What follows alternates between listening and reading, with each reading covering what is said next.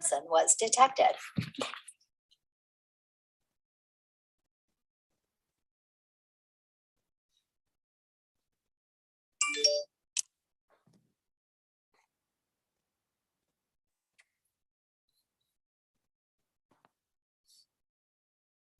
Hey everybody, I'm JJ. You're watching Reality Survival. So, let me get this thing put up here.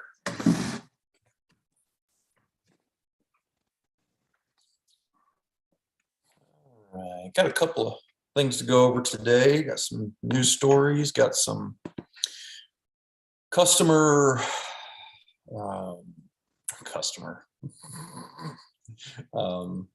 subscriber questions, and then some news stories. Yeah, wild Viking. What's going on, man? Can you guys hear me okay? Everything doing good on the sound and all that? Hey, Greg. All right, let me get my links opened up here while you guys are rolling in. Stick a comment in the chat. Let me know where you guys are coming from. Found out today that, well, I knew a little while ago that we were going to be moving, but I found out today that we got our job offer and we're going to be going to New Hampshire. So, yay for that. Okay. 13 news story links. I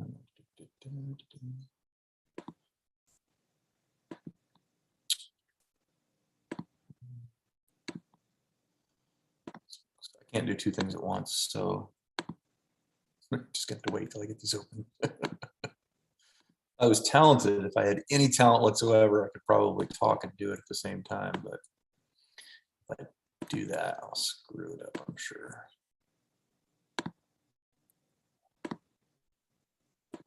See, I just missed one. Okay. All right. Let me pop this bad boy out here. It should be good to go. 5x5. All right, cool. Hey, Billy. Ronin Warrior Media. Holy cow, Ventura County. That's crazy. Toronto. All right, cool. Got a few folks got in here. So, all right. So let me go ahead and start with these questions from subscribers. Let's see here. See if I can find it. So where's a couple. So this one says, this is from Blondie Lulu. And she says, I'm fairly new to your site, so I may have missed it earlier. I was wondering why you feel there is only a 5% chance of nuclear war with the Russians. I'm thinking it's much higher, especially if they go into Poland like Zihan predicts. I'm hoping your analysis is correct, believe me, but was just wondering what led to your conclusion. Seems like we're poking the bear way too much. I'm enjoying the videos. Thanks for posting them. So, Blondie, the reason is, first and foremost, it's because of the concept of mutually assured destruction. Just because the Russians and or the Chinese have a hypersonic missile, and we'll talk more about where we're at on that later today too, because I got a news story on that. And just because they have a first strike capability does not mean that they have the ability to stop a response from us.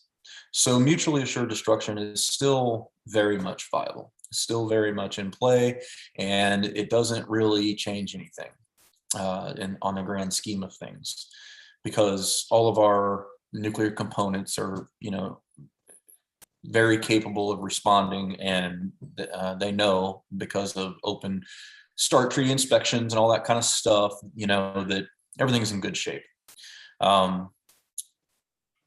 think also another aspect of it is that Putin is probably seeing that his leadership has not been honest with him about the status of his military and the true readiness of his military. And that would also apply to all of his nuclear forces as well. And so I don't think that that he feels like he has an advantage over the United States. I think he's doing what he has to, like Zihan explained. I think he nails that pretty good. Renaissance Marine TV said he just finished his first book. But like Zihan explains in his books, it's really it's a matter of they have to secure additional territory, which is where the former Soviet Republic states were, so that they have a smaller border to patrol, if that makes sense. And the reason is because the size of their military is getting ready to get cut in half. And so I think that the reason they went into this is because of that. But I don't buy into at all a lot of the fake news and nonsense about, Putin being sick and he's got cancer and he's going to go out with a flare and, kill the world when he goes with him, and all this kind of nonsense fear porn that's out there. Look, the reality of the situation is nobody in the United States, and really nobody probably even in Russia, with the exception of maybe a handful of people, know what Putin's health situation is. And so anybody who says that they know this, he's had surgery and all this kind of stuff, all that stuff is all relying on a bunch of old, really shoddy, probably fake news articles that came out multiple years ago. And there's no evidence that any of it's true. So, I just don't buy it personally. So that's kind of where I'm at on why I think that. Yeah, you tell Mike he's not going to go out with a bang. He's not sick. There's no evidence to suggest that. There's just not. And I agree with you, Ronan, Warrior Media. He says only God knows what's going to happen. Yeah, 100%. I'm not claiming to be like I know something that somebody else doesn't. I'm just giving you my opinion because it's my channel. That's what I do, is give my opinions, and you can take it, form your own opinion, and that's cool. I'm not losing sleep over or anything like that. I'm paying attention to the situation, and I've done a few things to maybe, up my preparedness level a little bit. I bought some MREs and some bottled water. Got a multi-band, shortwave, long wave, radio, to listen and stuff. A few little things, but nothing too crazy. I'll probably put an EMP shield on my wife's car because we've got them on our 2 trucks, but I haven't put one on my wife's car yet. So, and maybe I'll throw one on the tractor too. But I don't know. I'm not building a bunker. I'm not freaking out on, or anything like that. I'm just kind of paying attention to it. Yeah, Utah Mike says I'd much rather cyber hack on the electrical system than the EMP. Yeah, that'd definitely be a lot easier.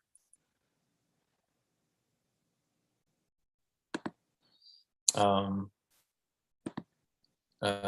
hack would probably be easier to deal with. Now there is a potential for multiple cascading failures when it comes to cyber hacks, that you could take down multiple systems all at once, and it would be really hard to get everything back up and running at the same time. But it's not to the same level as what an EMP would be. An EMP, if it was going on in South Florida, DCL, if they were successful in launching an EMP attack on the United States, then that would be a bad deal all the way around. It wouldn't be good. I don't think they'll try that though, because they know that the response will be an equivalent response, so, and we would absolutely have the ability to do that, so I don't know. That's just kind of my take on it. And you know, oh, what brand of, I use a EMP Shield. You can go to empshield.com. And Stephanie asked that. She said, what brand of EMP do you use? I think she's talking about like the protection device. But yeah, I use EMP Shield. From empshield.com, you can use the discount code Reality Survival, and it'll save you $50 per unit. And then if you look up the coupon codes, like look up some other coupon codes, that you can find one that's still current, and they'll let you apply 2 of them, which that's pretty cool because you can save like 60, 70, 80 bucks a piece. But they'll run you like 300, 310 or 20, something like that after the discount code. They're kind of expensive. But when you think about the advantage that it'll give you in the long run, if there was some sort of an attack, it's a pretty big deal. You know, it's, to me, like I'm having to commute a long ass ways right now. I commute 100 miles each way every day right now. And so having a vehicle that would be able to get back would be a huge time saving thing for me, because it would take me several days to walk 100 miles. You know, I mean, the terrain's pretty easy and there's some good back roads and I could make pretty good time, but you know, even walking 20 hours a day, it's going to take a while. So I'd rather have a vehicle. You know, that's kind of the way I look at it. And then the protection on houses is really good too. And I think the main benefit there is that you probably get a couple of weeks.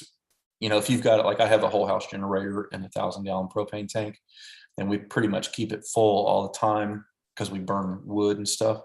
So I get about 2 weeks of, if I was running it 24/7, I'd get about 2 weeks out of that 800 gallons. And that would be enough for me to start clearing out the freezers and the fridges and all that kind of stuff. And then if I decided to ration the fuel, I could last, you know, probably several months if I just ran it, you know, a couple times a day for a few hours just to keep the freezers cold or whatever the case may be. It lasts a while. Now, a lot of people will immediately say, they think they have like one up to you. They're like, aha, but if you have lights on when nobody else does, you have to worry about your security. It's like, well, you really should be worrying about your security no matter what. If your lights are on or off, it doesn't matter. I mean, there's some things you can do to keep your lights from everybody from seeing them. And you know, there's some things you can do to dampen the sound from your generator. But either way, you still got to take your security seriously. And you got to be prepared for somebody to show up at your house. So, you know, that's just my take on it. Yeah, you bet, Stephanie. So, the other question from the subscriber was, okay, so he says, this is from Brian. He says, yo, so I live in an apartment on the 2nd floor. I face the road and I have a sliding door with a balcony. Should I put cardboard on the window or glass doors, or window or glass doors, then staple plastic over them? Plus, the hallway is the middle of our apartment, small 10-unit apartment complex. I should probably stay close to the wall towards the middle of the building, correct? Plus the wall towards the middle of the hallway. Yes, so you're right about staying in the middle of the building. You want to stay in the middle of the building. You want to try to be on the 2nd or 3rd floor, if possible, up from the ground. And then 2 stories, if possible, 2 stories down from the ceiling. I just did a video talking about this. You could take a look at that one. I'm not sure which video you were commenting on. So the thing that I want to talk about, though, is I get this a lot. As far as the glass goes, any windows or glass doors that you have, if you're going to shelter inside of a building that's close to them or whatever, you would want to pile up as much mass as you could in front of those windows, because glass does a very small amount to reduce gamma energy, and like hardly anything. So that's just basically like it is coming right through. So you want to put as much mass as you can in front of the windows. A layer of cardboard and a layer of plastic is not sufficient. You want to really cover them up with, maybe take some interior doors off the frame and put the interior doors up over the glass doors, and multiple layers of that, 2-3 layers of it, and then put a big dresser in front of it, and put, like, you want to really cover those glass areas up. Okay. But this also transitions into the same thing that a whole bunch of people have been saying to me in the comments, and that is, what happens if I run out of oxygen because I've sealed the room off with plastic? Okay. So I don't know who it is that's out there that is saying that you have to seal your room with plastic, but whoever it is doesn't know what they're talking about. You don't need to seal a room in with plastic. Okay. There's just not any reason to do that whatsoever. The radiation is the fallout that you're concerned with is heavy enough that it's falling out of the sky.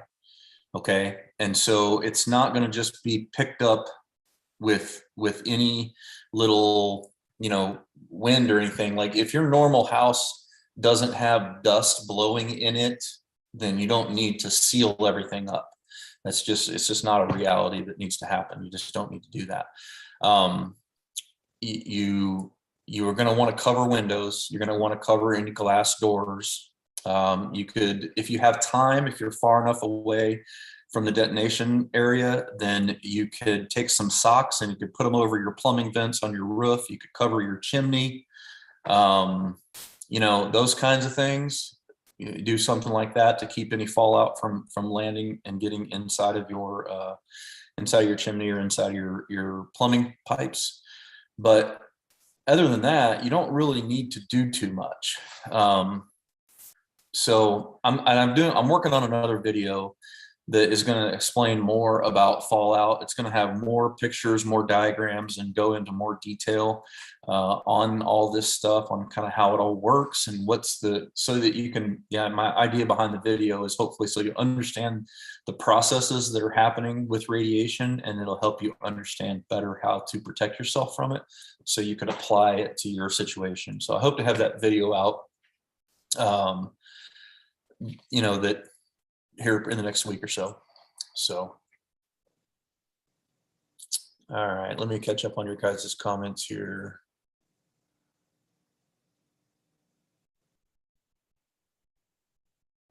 Stephanie says she's got 2 German Shepherds. That's her defense. Well, those are good alarms and maybe good if, somebody gets in, but dogs are really easy to take out of the equation too. So make sure you also have firearms and, other appropriate kinds of, methods of defense as well. Yeah, Utah Mike, that's kind of what I was thinking too, is I wouldn't probably run it all day. But I would just do it enough just to keep the freezers cold. So Ronin Warrior Media says, what about interior walls not on the outside? Also, what to do with the chimney? I'd just cover the chimney up if you can. If you can't, just close the flue, but if you can, get up on top and put some sheet metal over it, or put some, something, tape it down with plastic or something, just to keep the dust from getting in there.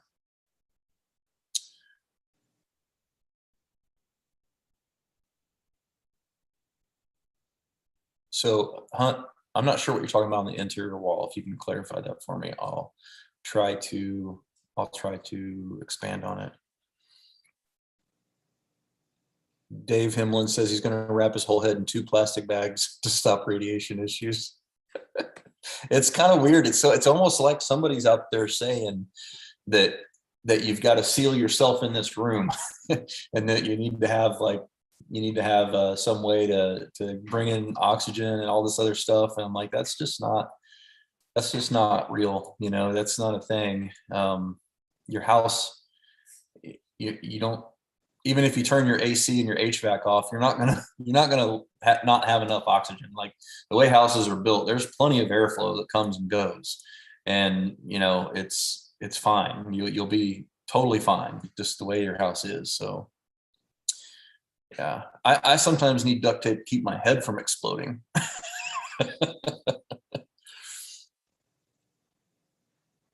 All right.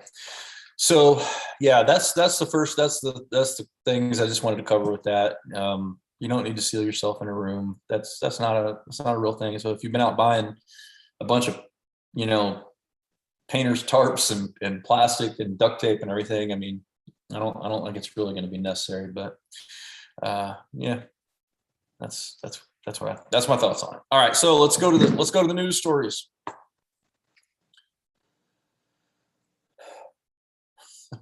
All right, let's go to the news stories here. I'm going to go to share screen, and where we got this thing at? I think it's right there.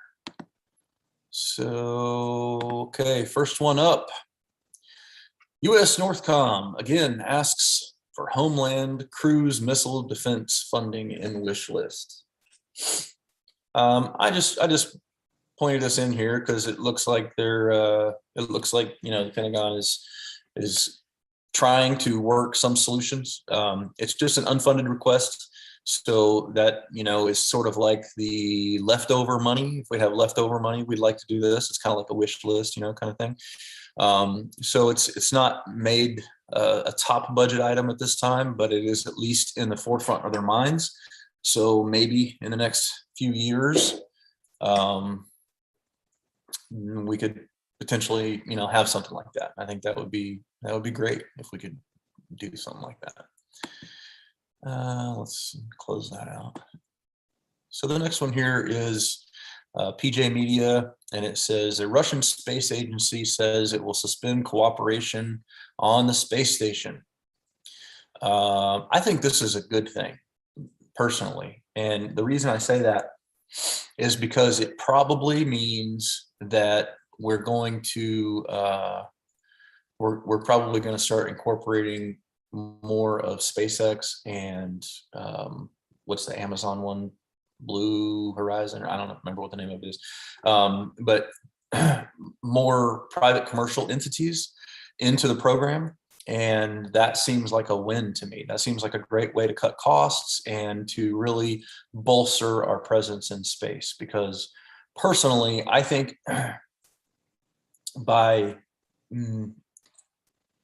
maybe 2050, I don't really know what the exact year would be, obviously, but space-based electricity and space-based internet and all that kind of stuff like Starlink, I think that's going to be a reality. I really do. I think that if we don't go with fusion, not fission like we have now, nuclear fission, but if we don't go with a nuclear fusion type power system here in the United States, because they did have some successful tests with fusion recently in Great Britain. If we don't go to that, then I think the most likely next thing is probably going to be space-based solar that is, then transformed into microwave beams and microwave beams back down and then, distributed from there.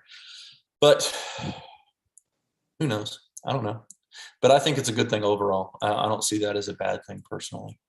If you guys got any questions, stick them in the comments, put @Reality Survival or all caps, or do a super chat or something, so I can go, when I go back through, I can filter them out a little quicker and you don't have to sit and watch me read forever.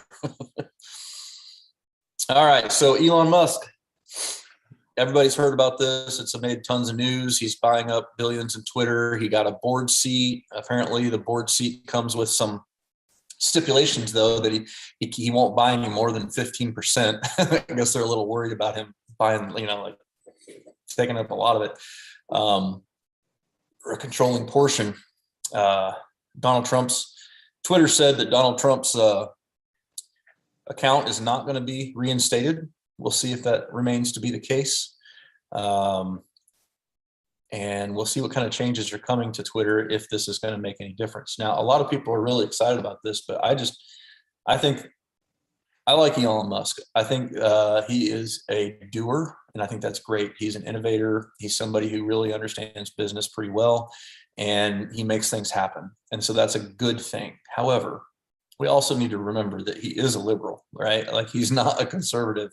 Just because he believes in free speech doesn't mean that he's conservative. I mean, his whole business plan is, built around the fact that he thinks that climate change and global warming and all that kind of stuff are real. And so he wants to escape the planet to put, people on Mars.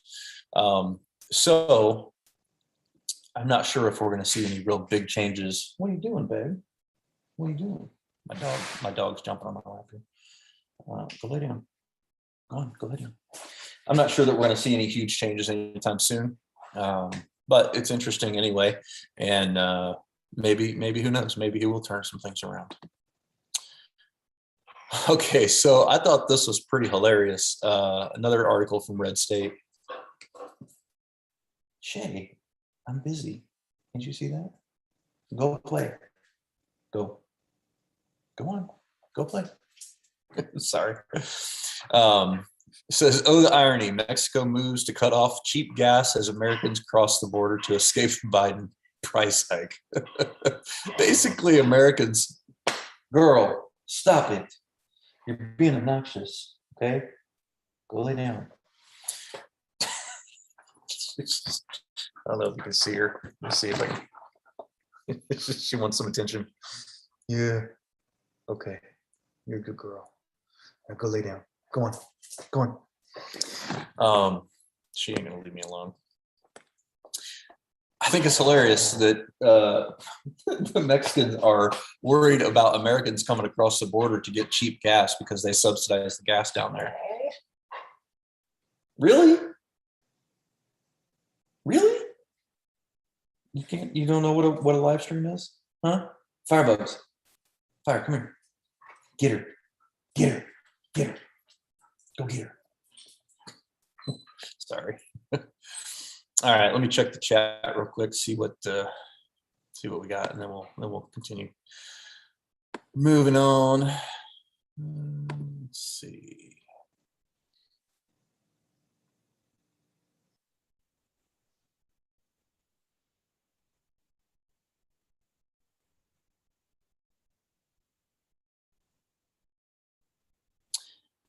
Yeah, I mean, Dave says that the evil demons in charge don't need to use nukes nowadays. They have much more effective and pinpoint weaponry like race-based specific bioweapons. I mean, those kinds of things do exist. How much faith people have in them and how easy they are to deliver and how effective they are and all that kind of stuff that still remains to be in question. I think it's pretty early in its stages, but your point is an accurate point. There are other things that could be done aside from nuclear war and stuff like that. So that makes sense. Weaponize the space station, sure. I'm sure that there's probably already plenty of things up there that are useful in that regard. I don't know exactly, but that would be my guess. Let's see.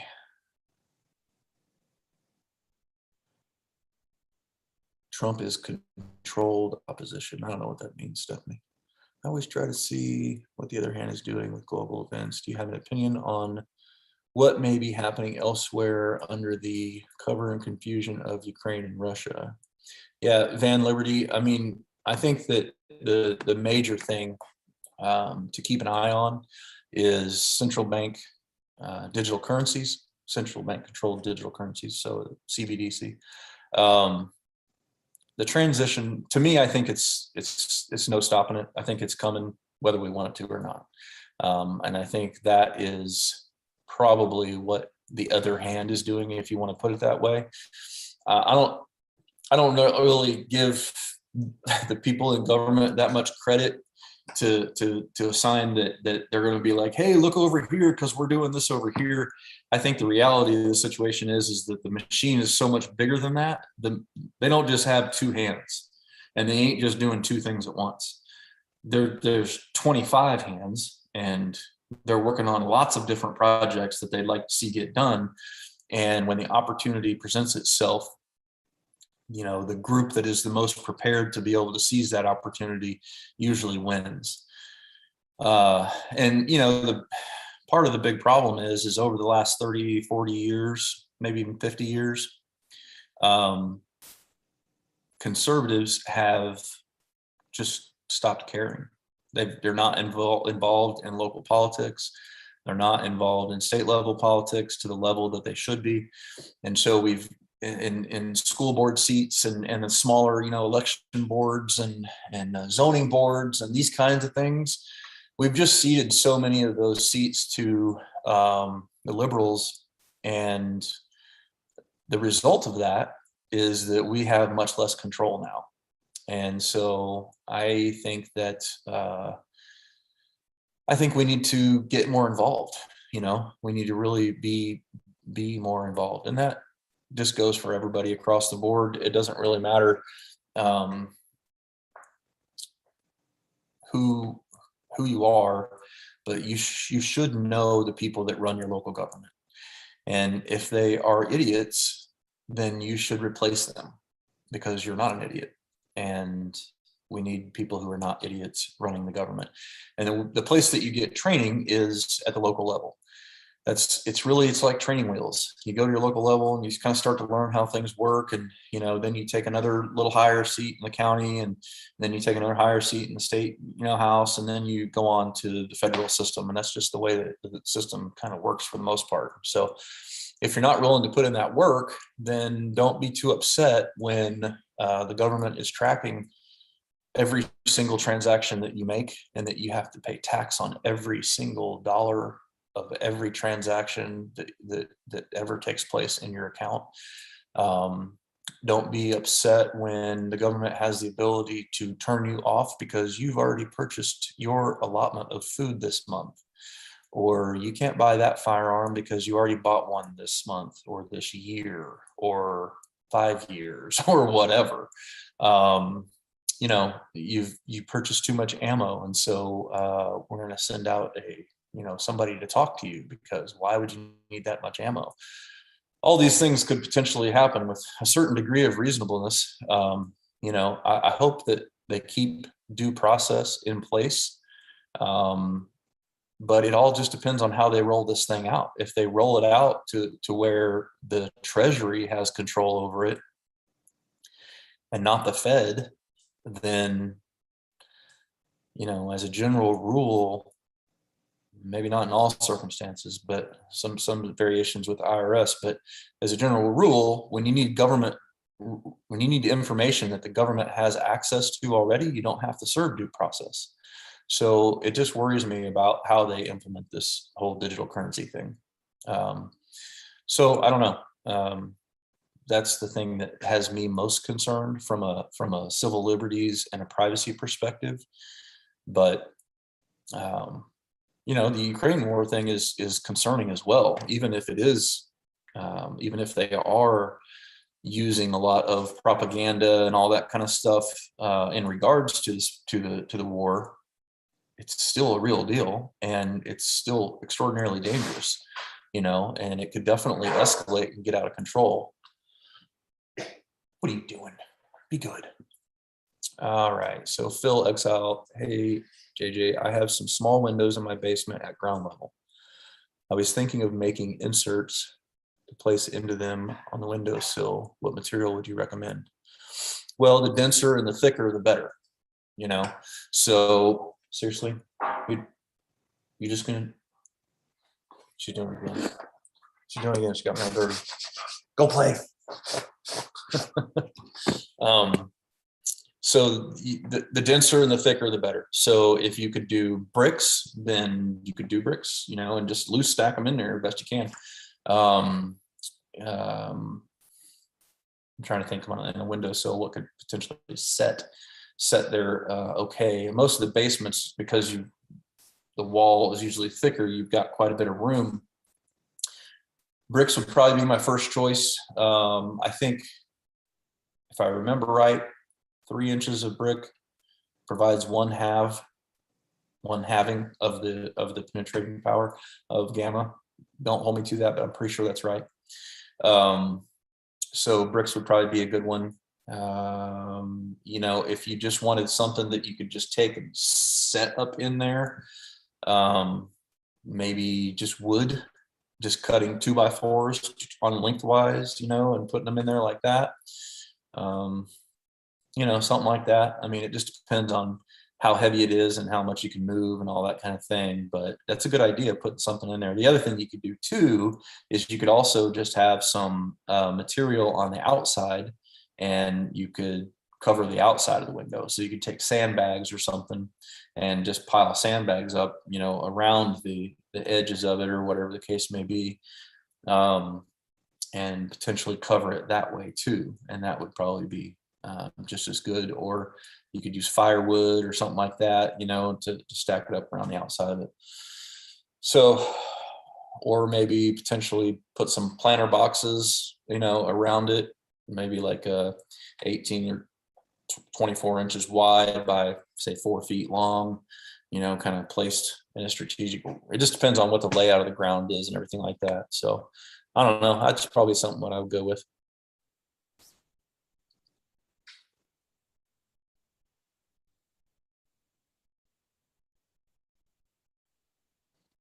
Yeah, that's a good point. Hunt outdoors. I've been talking about that quite a bit. As far as the food goes, he says the war of the nuke stuff is a threat. Honestly, food should be the main focus right now for everyone. Meats, grains, and canned goods. Get it now. It's going to disappear, and that's a true statement. I've got an article later on that talks about 20 different reasons or something like that. That you know, different indicators that food shortages are coming.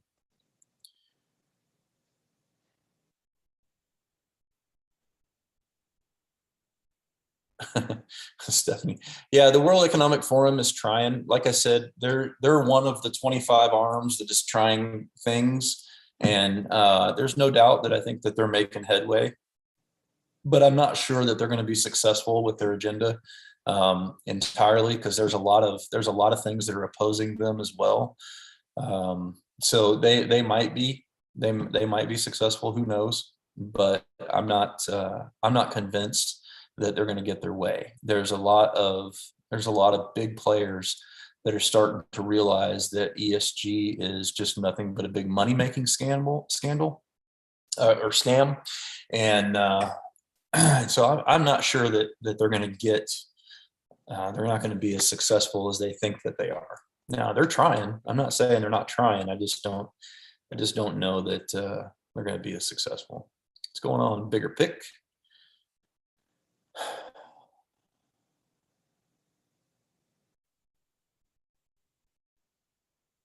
Yeah. Hunt, hunt outdoors, talking about fuel shortages and stuff. Yeah, I mean, I've been talking about all those things for a while. They're all something that we should definitely be considered with.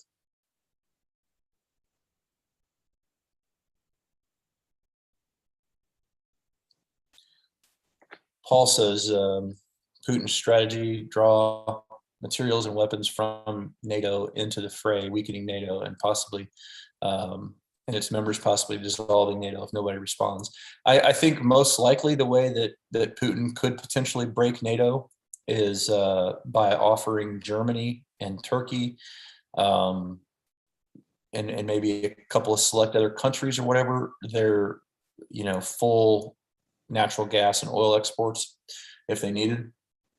And in response, you know, then they would, if Germany would buy that and basically just agree to not be a member of NATO anymore, that would be the cost for doing it. And it's hard to say if Germany would go for that, but they're facing a serious oil crisis, much worse than what it was in the 70s. And I'm not sure that Germany has seen this kind of a crisis before, especially with such a modernized society that's so reliant on oil and natural gas and everything. It's quite possible that the amount of pain that's inflicted from the shortages could potentially get them to withdraw. And if Germany withdraws from NATO,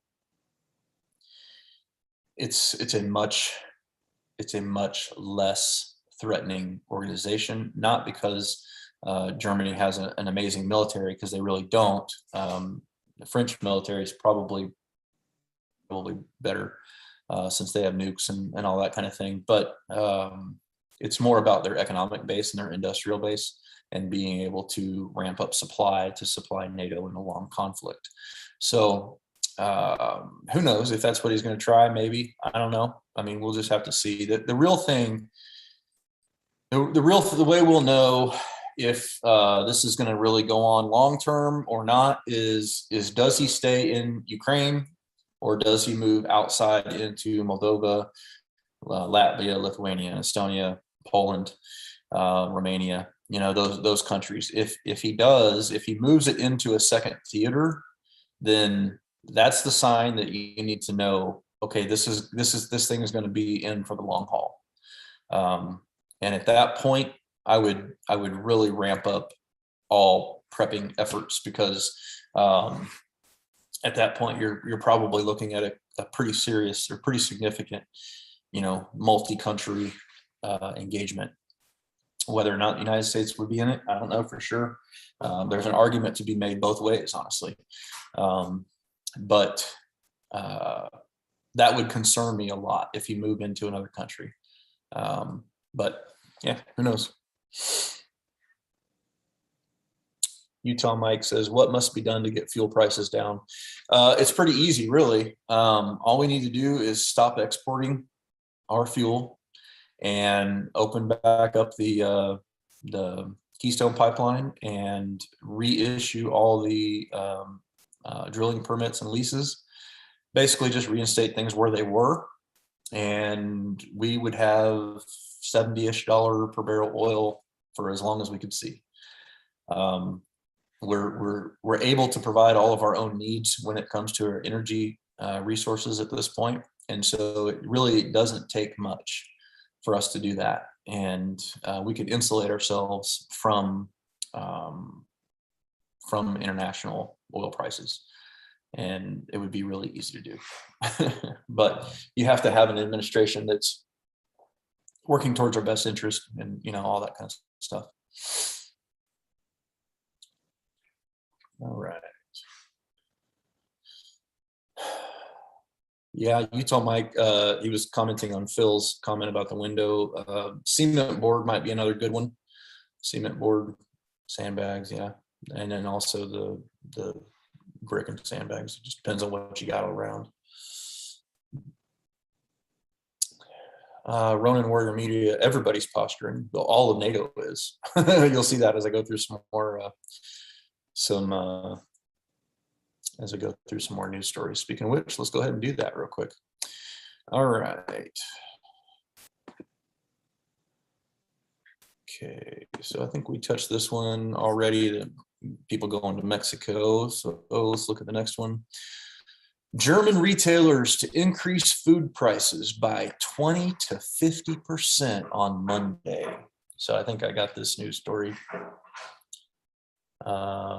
early on Monday. So I don't know if it actually has happened or yet or not, but that's what the news stories were saying. Looking at increases in food prices by 20 to 50%. Now, here in the United States, we are going to experience definitely increased food prices and all that kind of stuff too.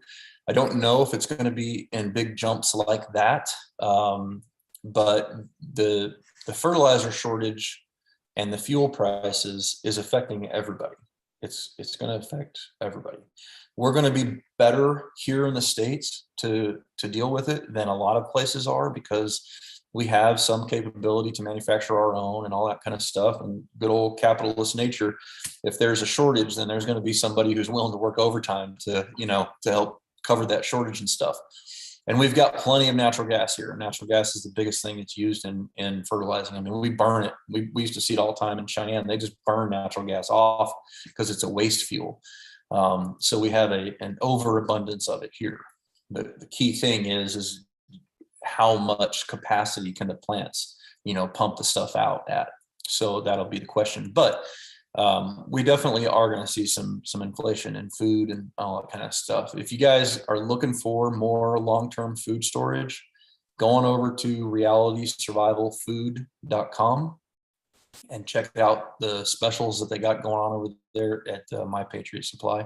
And, what I recommend, I think if you haven't really gotten into it a whole lot, if you're not really, full bore into prepping, just get at least one 30-day bucket per family member, and then augment that with filling your pantry up with stuff that you normally eat as full as you can.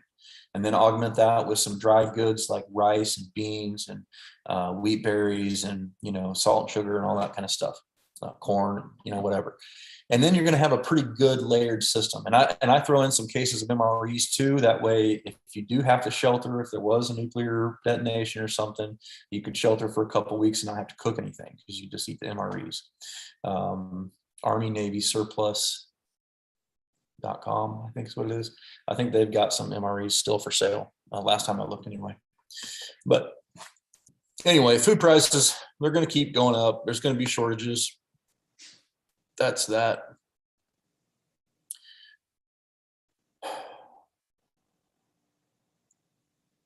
So with this one, I'm trying to remember what I wanted to talk about with this one.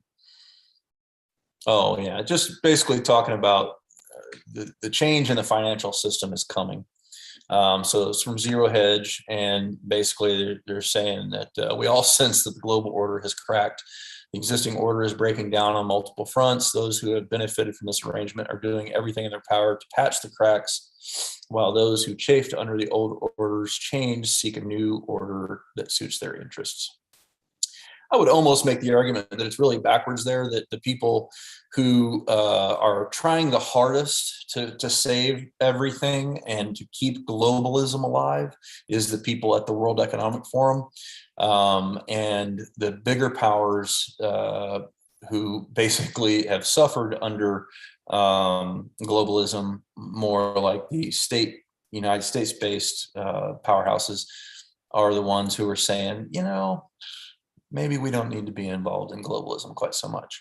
But neither here nor there. It's basically just he's talking about here how two statements summarize the transition from the existing global order to the next iteration. One is finance dominated resources in the old order. Now the roles will reverse and real world resources will dominate finance. We can't print our way out of scarcities. And two, reshuffling currencies and credit will not stop the breakdown of the global order's waste is growth landfill economy model. So it's an interesting article. I'll have all the links down to this stuff in the description below once the live stream ends. Another one from Zero Hedge. I thought this is kind of a big deal, and this is going to affect supply chains more than people probably realize, or it's a reason why the supply chain issues continue to go and go and go. And that is that China has this whole zero tolerance policy for COVID. Well, they're a huge country and they got lots of different big cities. And so they are still, but those cities, it's not like in America. In America, everybody goes from one city to another and we all travel around the United States all the time. And there's tons and tons of commerce all over the place, right? Now, there is travel in between cities in China, but it's not to the same degree that we in the States do. And so I think that's what led to us getting through all of the peaks in the COVID stuff faster. Whereas in China, they're still having all these breakouts. They're still having all these different, hotspots pop up and everything like that. And they keep shutting their economy down whenever something happens. And like they're talking here in this article, they're going to shut Shanghai down. Well, that's a city of 24 million people. And that's a big deal. That's going to interrupt a lot of things. And so it's also going to hurt their economy, just like it hurt our economy in shutting down. And their economy is already teetering on the brink. So this, I don't know why people have not learned from this at this point, but shutting down an economy because of sickness, it doesn't do anybody any good. And you don't get out of it faster. And all you do is just kill your economy. So I don't know if it's an intentional implosion or what, but I think it's a bad idea. All right. So this was the article that I was talking about with the 20 facts about emerging global food shortage that should chill you to the core. So let me check the chat, and then we'll get into that one.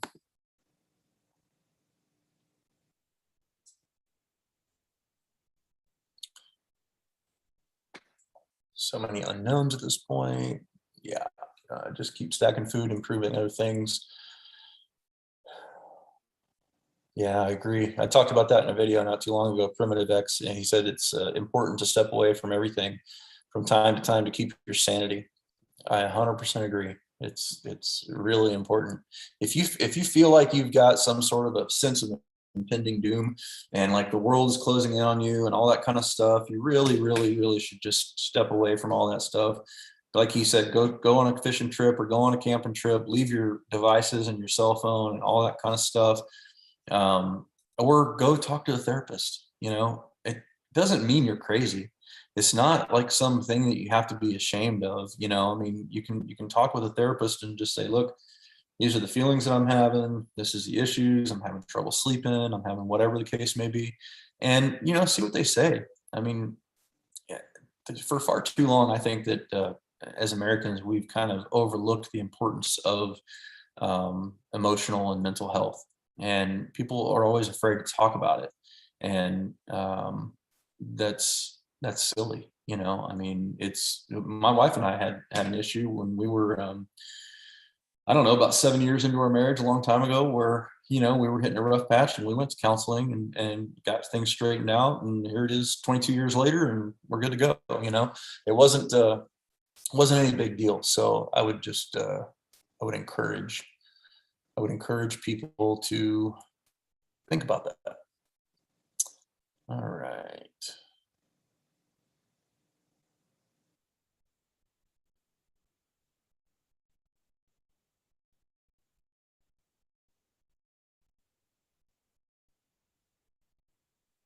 So Hunt Outdoors says, I know that it's defeatist as it sounds, that there's nothing any single person can do about a war.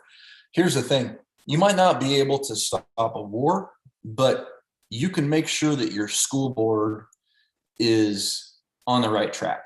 You know, you and 20 of your friends can go to every school board meeting like the parents have been doing out in Loudoun County and other places and all over the country, and make sure that, hey, I want the school board to post the curriculum of every class online so we can see what it is that you're teaching, and we can know, and roughly this week we should be talking about these topics, and that way I can prep my son and my daughter and have them ready for those topics so that they can excel. Right? There's a complete 100% justification for stuff like that. And while it might not stop this particular war, it might stop future wars, because if our children understand the way the world works and they're not, you know, fed a bunch of crap, then they're going to do a better job of running the world after we're gone or after we're old. And so the dividends that we pay into our kids' education now is well worth the effort, in my opinion. And it's doing something that will make a difference in the long run. So even if it just seems like it's a local thing, it's still really important. So please be involved in those kinds of things. Billy Rose, 100% right. Don't be scared, be prepared. That's right. No reason to be scared. We just got to do what we can.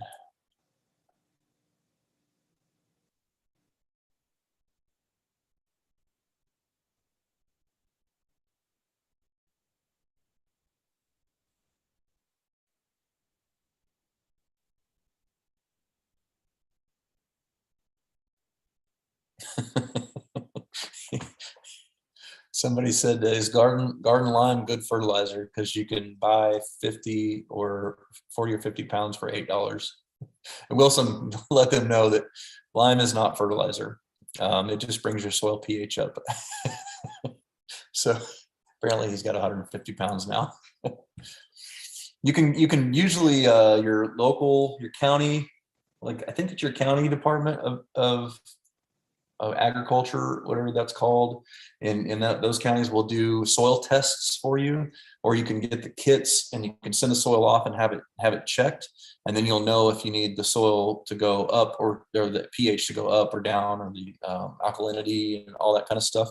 It'll let you know what you need to add to get your soil in better condition. But lime is a good thing to have, and that's a great point, Mark. He says that it's really good for a latrine and SHTF. 100% correct. Okay.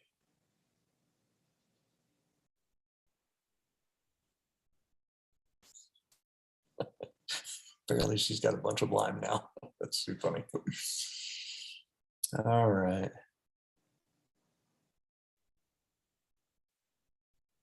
Yeah, Jared, I agree, man. I was an instructor for the survival school, so I'm not been a kids teacher in a school, but I have had to develop curriculum, and I have had to, you know, write syllabuses and lesson plans and all that kind of stuff.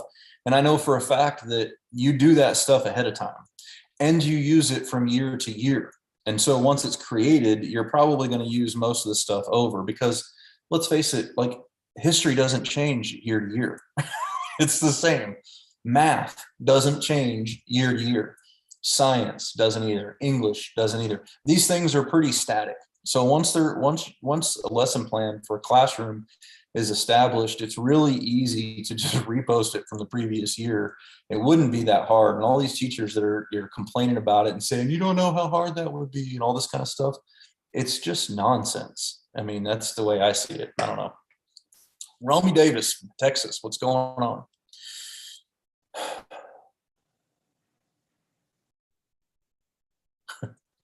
Renaissance Marine TV says, Mr. Haney at the Farm Bureau can help you with your fertilizer. Yeah, you can make lye too. Paul Frank has a question. He says, should or is the U.S. government considering rebuilt fallout shelter given the current situation? Sounds like Russia never stopped. You know, I don't know for sure. I haven't heard any talk about it, but again, that's another place where the best place to get involved with that is at your county level. Go and talk to your county disaster preparedness, or probably emergency manager is probably what they're called, or it could be your state's Department of Homeland Security, FEMA group. You know, it just depends on what you have in your county, what you have in your area. But usually somebody is taken over for the old civil defense offices. They just change names and they have different roles now. But, you know, you could go to their meetings. I was asked in Cheyenne, I was asked to sit on the YO Safe board when I was up there. And it was a lot of fun. It was really interesting to see how they come together and they plan and talk and all that. And you know, they'll allow people to come in, and if you've got something to say or you'd like to bring up suggestions and all that kind of stuff, those folks are usually preppers. And that's how they found me. Is one of the guys had watched the channel and he was like, hey man, would you be interested in coming in and sitting on the board with us? And I was like, yeah, I'll come to some meetings. And so don't be afraid to approach these guys, you know, and just say, man, I just kind of want to learn about what you do and all that kind of stuff. And then after you develop a relationship with them, then start making some suggestions for changes and stuff. And identifying shelters, especially old ones that were old civil defense shelters and stuff, is a great idea. I would be willing to guess that in the rural counties outside of big city centers, probably the same in the city center too, but you know, there's probably still signs up in most Midwestern towns anyway. I know I've seen them around. And they're probably just filled with old junk chairs and desks and all that kind of stuff at this point.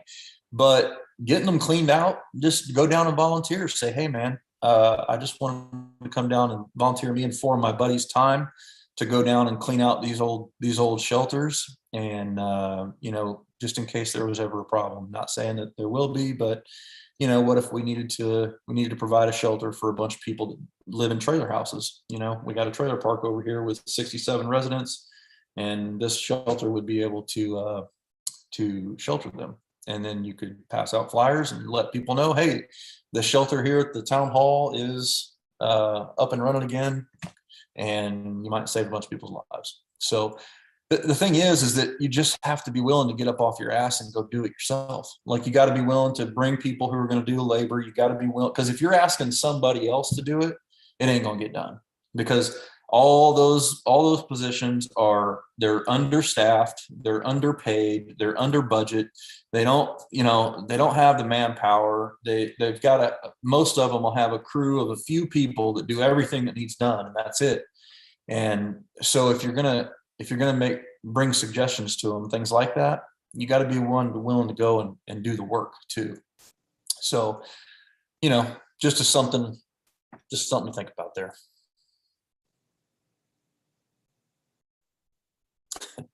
It sounds like to me on the border issue, there's been a challenge to it. 3 or 4 states are suing the administration. So I don't think that it's going to happen right away. I think they'll probably at least put a stay on it for now. Romy Davis just said, just waiting on our border problem on May 25th. So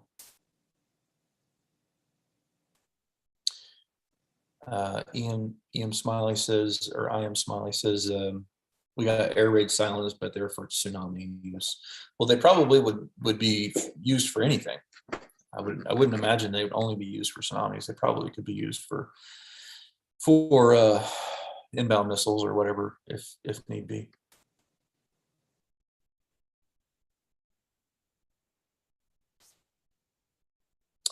Yeah, Jared, I agree. We just need to know what the main syllabus is and the main topic areas. We don't need to know lesson plans of day-to-day lesson plans and stuff like that. But just the main overriding points is the main thing. You know what I'm saying? And that way, if it's like transgender sexuality, you can be like, oh, well, what'd you learn in class this week? At least you're like, hey, we need to talk about this.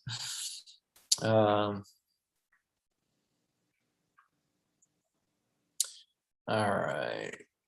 Wilson, I think what he was talking about is the end of the Title 42, that where they were anticipating there was going to be a bunch of immigrants coming across the border and all that kind of stuff. So that's what I think he was referring to. I might be wrong, but that's what I thought.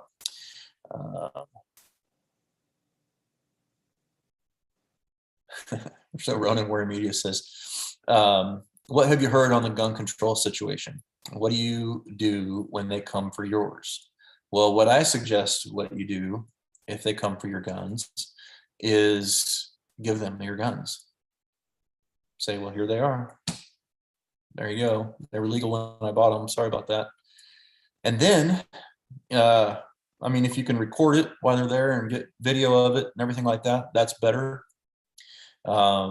But if they won't let you record it or whatever the case may be, then what you do is you go and talk to all the people that you know, and then a bunch of people that you don't know, and you let them know what happened. And you get an attorney and you fight it. You fight it all the way to the top. And you get people to pitch in and help you with crowdsourcing and all that kind of stuff. And you raise awareness to what the issue is that's going on. The idea that you should take up arms and try to stop a sheriff's SWAT team or a FBI SWAT team or something like that from taking your guns is stupid. And saying that you lost them in a boating accident is dumb too. Sorry. It's a funny meme and it's a funny thing to talk about, but it's really dumb because here's the deal. If a law enforcement agency of any kind, it doesn't matter, local, sheriff, state patrol, FBI, whatever, it don't matter. If anybody shows up at your door and they're like, knock, knock, knock, we've been given authority to come and start seizing weapons. Well, first off, it's going to make a lot of headway, a lot of noise before this ever happens, but they're going to have a warrant either way. They're not going to show up unless a warrant's been signed by a judge. And so if it's been signed by a judge, then there's nothing really you can do about it. And if you lie to them, that's just an extra charge. So if you say, oh, I lost them all in a boating accident, and then they go search your house and they find your guns, now you're just looking at jail time when it wouldn't have necessarily been jail time. Maybe it just depends on what the whole circumstances are. But acting like that you're not going to give them up or you're going to fight them off, that's just not reality. That's just going to get you and your family killed for no reason. It's not smart. A much smarter use of your energy would be writing down all the people who were involved, keeping good, thorough notes, recording it if possible, whatever, and taking that to an attorney and then fighting it through the system and getting a lot of people behind you to help you in crowdfunding projects and stuff like that. The use of social media is very powerful. There's a lot of people on your side with really big voices who would be willing to help spread your message all over the place, as long as you appear to be a credible person. If you're not a credible person, if you're running around with your hair on fire and your who farted hat on and your cut off tank top and, or whatever the case may be, and you look like you're smoking meth all the time and all that kind of stuff, then you're probably not going to get the help that you would think that you would. But if you're a credible individual, you conduct yourself with professionalism, and you rally the forces, then I think they're going to be there to probably help you and keep it from happening again. And you probably have a pretty good shot of getting your stuff back, based on the current system that we have now. Now, do I think it's going to always be that way? I don't know. I've talked about in a video a couple of times where if there is a central bank digital currency that's programmable and controlled by the central government, then honestly, to me, that's a situation where you could really easily lose a lot of control. And they wouldn't even have to come to your house and knock on your door. They just turn your account off and say, hey, whenever you turn in these guns, you'll get your account back on. What are you going to do? You're going to turn in your guns. Unless you can convince half of America to start a civil war, and that ain't going to be easy to do, because you're going to have to get the states to secede from the union before that can even be effective at all. So it's just, I'm just trying to give you a realistic answer. All right. I'm not going to put my kid's life and my wife's life on the line to try to be some Rambo tough guy and say, you can't have my guns, because my guns are not as important to me as my family is. Not even close. So I want them to be safe and secure, and having them, in the house when there's a SWAT shootout, that ain't safe and that ain't secure. And I wouldn't be willing to do that. So that's just my opinion. I mean, you guys might differ with me, but I would say that the people who do differ probably don't have family, or they don't understand what being in combat and or around, and knowing how SWAT teams work and all that kind of stuff. So yeah, Mark Olson says, didn't Hawaii have a false incoming missile alert a couple of years ago? They did. It was funny, about probably 2 weeks or so after that happened, I was working at in Cheyenne on the nuclear missile convoy stuff. And I was in my office and my phone, my business line rang, and it never rings. Right? It hardly ever, because people just normally call my cell phone if they needed me for business or whatever. And I picked up the phone, and it was that same kind of alert, that fake. It was a fake nuclear alert. Like, this is not a drill. There are incoming nuclear missiles and blah blah blah blah blah blah. And I was like, what the hell? And for about 30 seconds, I was pretty freaked out. It was pretty funny. And I guess it was just a practical joke that somebody probably from the convoy, the security forces guys, were playing on us because we, give each other a hard time. I walked upstairs to the boss's office. I'm like, did you just get a phone call? She's like, no, why? And I said, okay, it was fake then. Because if it went out to all the phones, then I was going to be like, okay, this is crazy. But she didn't, and so I was like, oh, this is just what happened. And I told her, and it was a funny laugh. But I'll tell you what, it makes you pucker a little bit when you hear that, right up front. That's for sure. Heart of the Dixie says, bury them. That's your prerogative if you want to bury them, if you've got land and all that kind of stuff. But here's the thing: is it doesn't really help you out all that much. The more important factor is spreading the word about it. It really is, because if you bury them, if you weren't able to lawfully own them, and a law enforcement agency got a warrant to come and get them, and then you pop up with guns later on, now you're just a criminal, right? You need to get the law changed. Whatever it was that authorized the police to come and do this is the thing that needs changed. And so you really need to focus in the right areas. And just keeping the guns isn't the focus. That's not the thing that needs to change, because your guns ain't going to do you any good. I know you think they will, but they won't.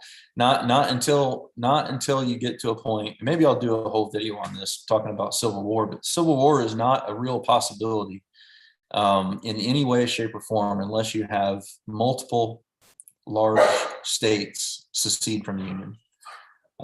If they don't, and you still have federal law enforcement intact across the country, any effort that is made to go kinetic or offensive against the government is just going to be put down like immediately. It just will be.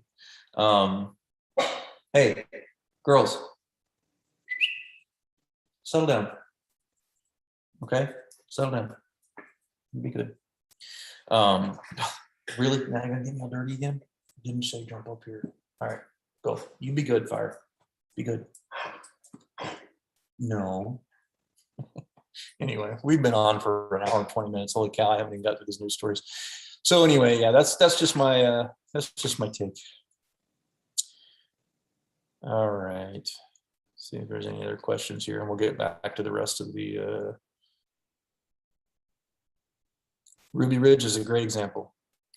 What did he achieve by any of that? Nothing. Okay. Yeah, that's a primitive X. This is a great thing to talk about. So he says the current administration is not happy with our new Missouri law pertaining to federal gun laws and seizures. Our state and local law enforcement are not allowed to assist the ATF, FBI, etc. That is the kind of change that local politics can make to keep you safer from those kind of things. All right. So it's important to be involved at a local level. That's all I'm saying. And there's lots of reasons. It ain't just for training people. There's strategic reasons behind it and all that kind of stuff. There's so many reasons why it's important. Heart of Dixie says a warrant is a different thing. If you let them have them, definitely. Well, law enforcement is not going to just show up at your house and just ask for your guns. That's not a real thing. That's not. I mean, I've been a law enforcement officer for 22 years, and I've never heard of such thing. If they're doing it, it's because there's been a change in law, and they've been asked to go do this because of some reason. You have the probable cause that you're a criminal, or that you're mentally insane, or that you're temporarily unstable, or whatever the case may be, right? Because of red flag laws and all that kind of crap, which I don't support any of those. And that's why you want to be involved in local politics, so you can keep that stuff from happening at your local area. But I've never seen a rogue law enforcement agency just go and just seize somebody's guns. I just haven't seen that. Now, as things get more and more crazy and chaos ensues and all that kind of stuff, it is a fairly real thing that if you live in a more liberal area, you probably will have more liberal cops. And if you have more liberal cops, then they're going to take more liberties and accept laws that might be unconstitutional or whatever. So that's why it's better to live in a red state if you can. But anyway, just a thought.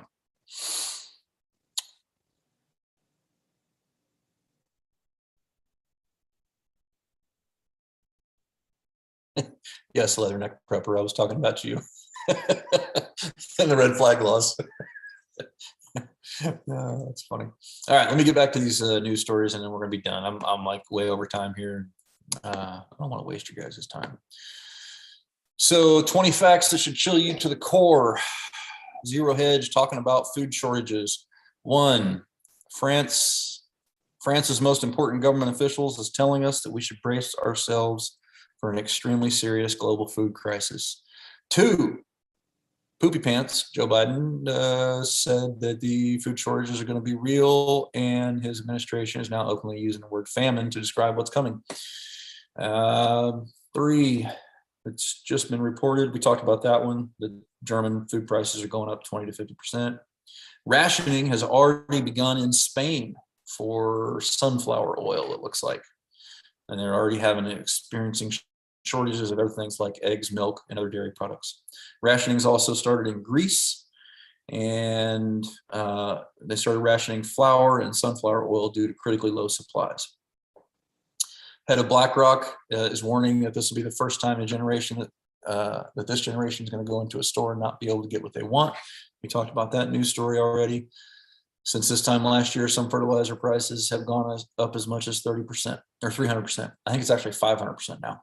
So anyway, there's more on there. You guys can check that out. Check the link if you want. Pentagon, this is from Defense News. Pentagon kept its hypersonic test quiet amid Russia tensions.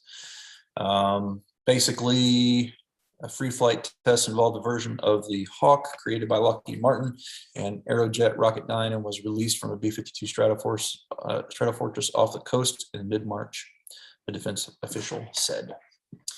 And it hit Mach 5, went higher than 65,000 feet, and flew 300 nautical miles. So we had a successful test. So now the United States has hypersonic missiles too, or at least a prototype. So we'll have them before too long.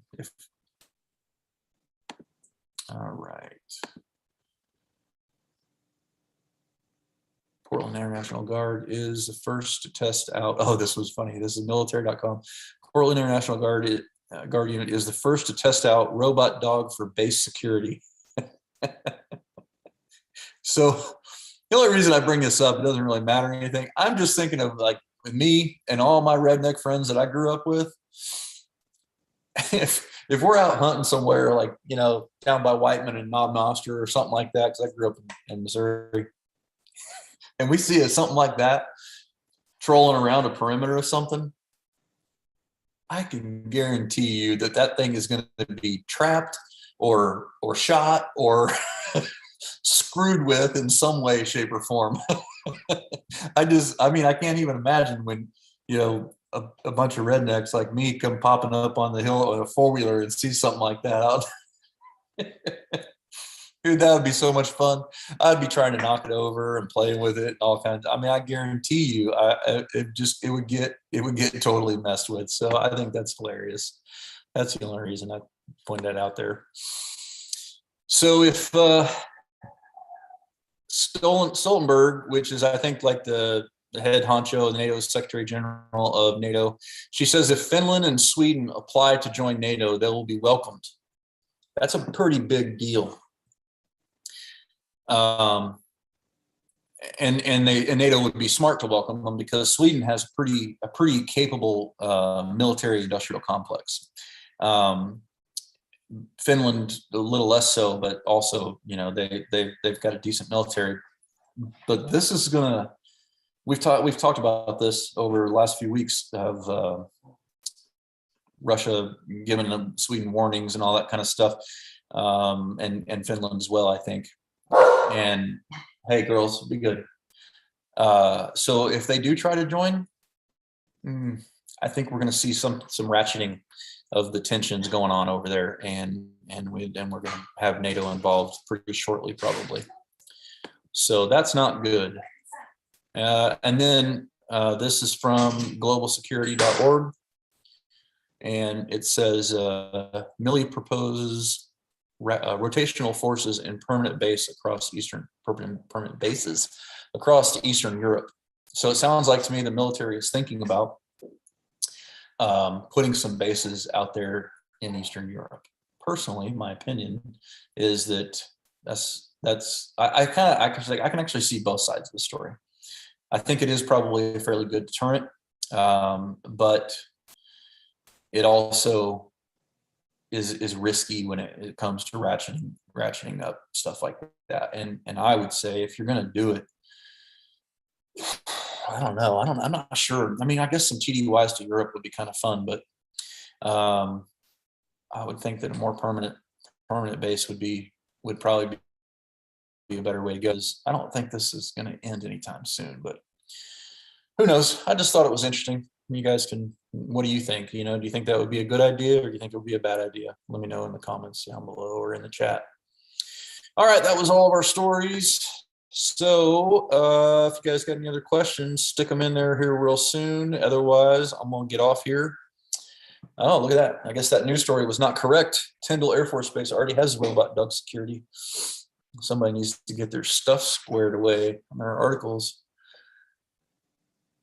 Does it poop AA batteries? That's hilarious.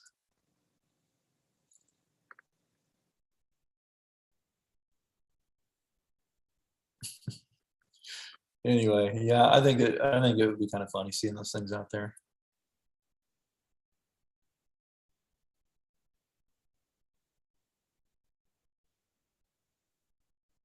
Paul Frank says this is not a waste of time.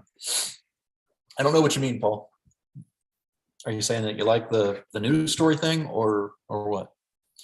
Yeah, give me some feedback on this stuff. If you guys, let me know what you think about it. I don't know if people really like this or not, but it's just good. I don't really have anything to get on here. I'm not talking to anybody. I'm just talking to a camera. So I wouldn't know what you guys would want me to talk about. So if you guys want to send me some ideas for stuff, topics or whatever, then I'm happy to look at them. If it's something I can speak to, then I would be happy to do so. Utah Mike, I tend to agree with you. He says that the EU needs to defend itself. I tend to agree that the EU needs to defend itself. I think it's important. I think that's where we're moving anyway, and that's Peter Zeihan talks about that in all three of his books. That this move towards de-globalization is well underway, and we're trying to slowly let the world know, hey, you guys are going to need to come up with your own defense budgets and all that kind of stuff. And President Macron out of France, I think he gets the message. He's trying to put together the United States of Europe, or organize under like a kind of a similar charter as the United States, where all the European countries could kind of come under one federal republic and combine their defenses and all that kind of stuff. I actually think that's a pretty decent idea, although I'm afraid that the people in the the World Economic Forum and all that kind of stuff is going to look at that and say that's one step closer to a global government, and they'd be happy about it. So I don't know about that. I don't like that aspect of it, but I do like the aspect of it that would mean that they can take care of their own security issues, so that we don't have to send our troops and our soldiers over for everybody else's problem all the time, especially now that we're energy independent. I don't think we need to be meddling in every single thing, so I don't know.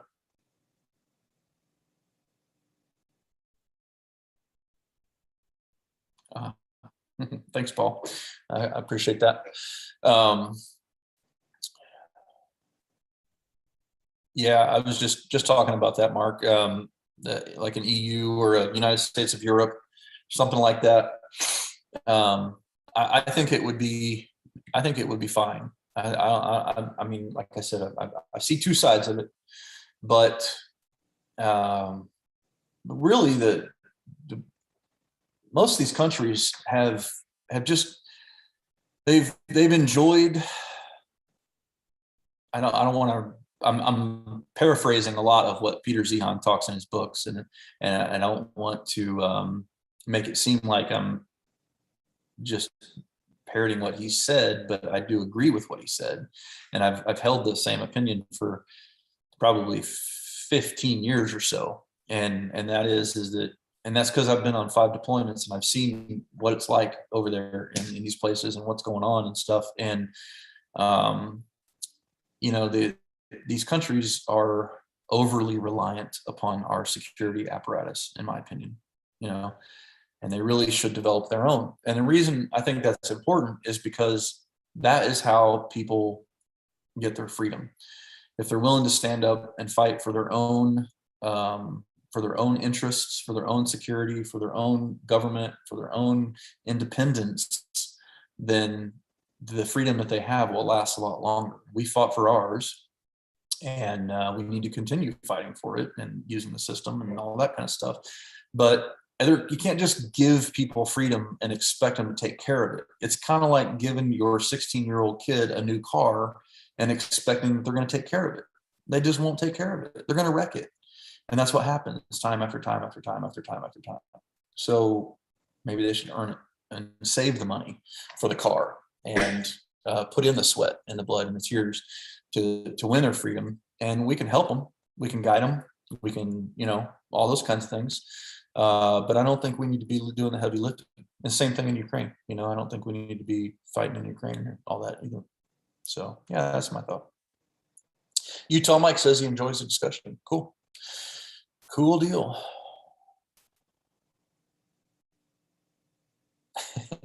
Yeah, our Alan says, we love listening to you, but I suppose it is hard to just sit and talk to a camera. Yeah, it is. I wish it would be cool if there was some sort of way where it could be more interactive, with a lot of people. I think that'd be a lot of fun, but I'm not sure how that would go either.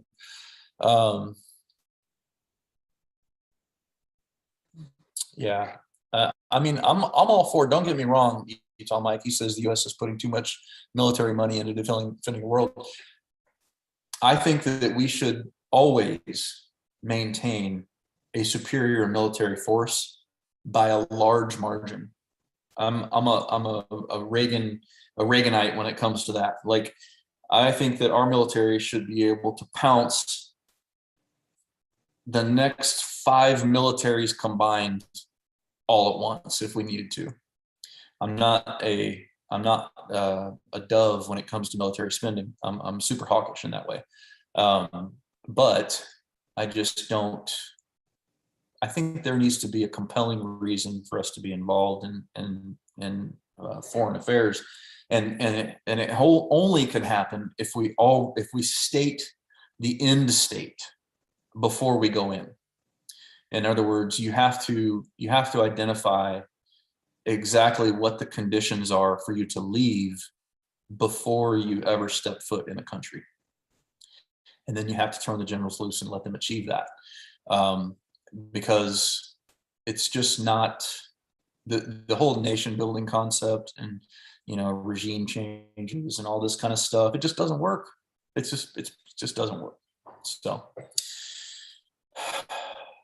our Alan says she got a Cadillac for her 16th birthday and never wrecked it. I don't believe it.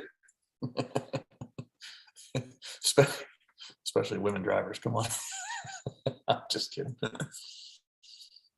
Yeah, Mark, we do buy some weird stuff, literal combat ships and all that kind of stuff. I mean, they could be useful in certain potential situations, but not likely unless there was a war here on our shores, and that's not likely to happen. So why have them? But I'm all for throwing an extra carrier group, and I saw one article, I almost put it in the group today, that said that we've got one of our large amphibious ships that held 16 F-35s for the first time, the vertical takeoff, the F-35Bs, and it was able to, and they're planning on getting it up to 20. Dude, can you imagine, with all the amphibious ships we have, they're loaded up with 20 F-35s plus all the battle carrier groups and all that kind of stuff? Dude, that's an insane amount of power. I mean, that's crazy amount of devastation right there. Anyway, yeah, we Photo Shoot Central, we pretty much are best at everything. Honestly, when we try, we are. It's just that we get lazy and we outsource stuff, and so.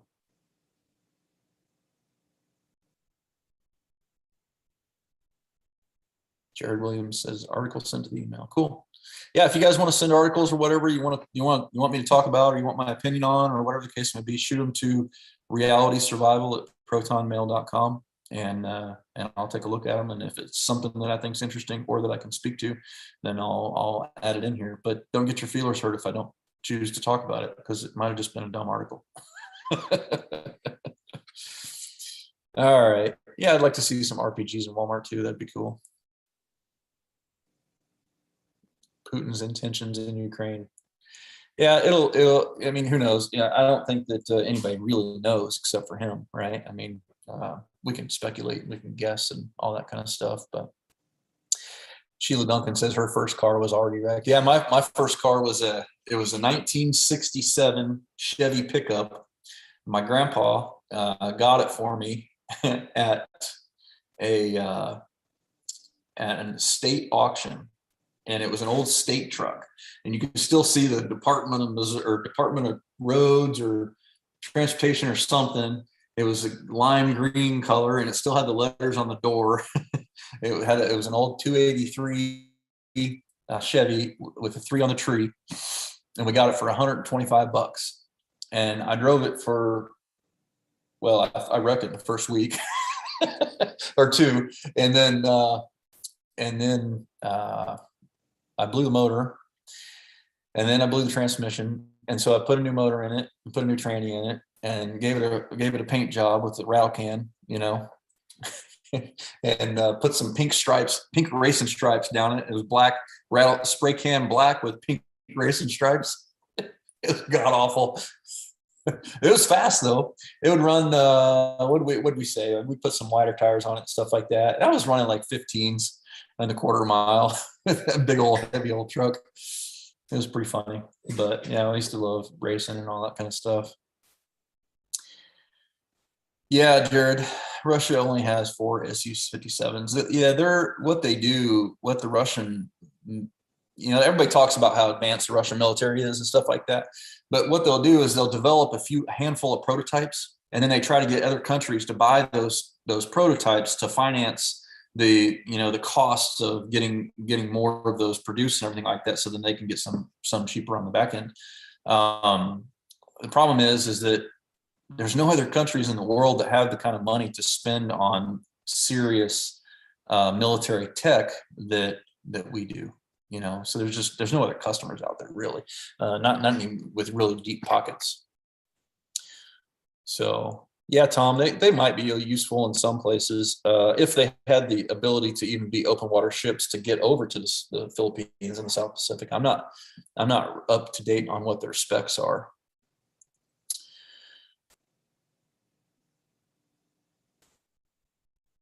That's cool. Jumpmaster 77, Jumpmaster Dan 77 says, I forgot where I heard, but Australia is pioneering 3D printed hypersonic missiles. I think SpaceX is doing the same thing, not with hypersonic missiles, but with missiles to go out in space. They're looking at doing 3D printed ones. So just to keep the cost down and make it where they're, and I think they wanted them to be reusable too.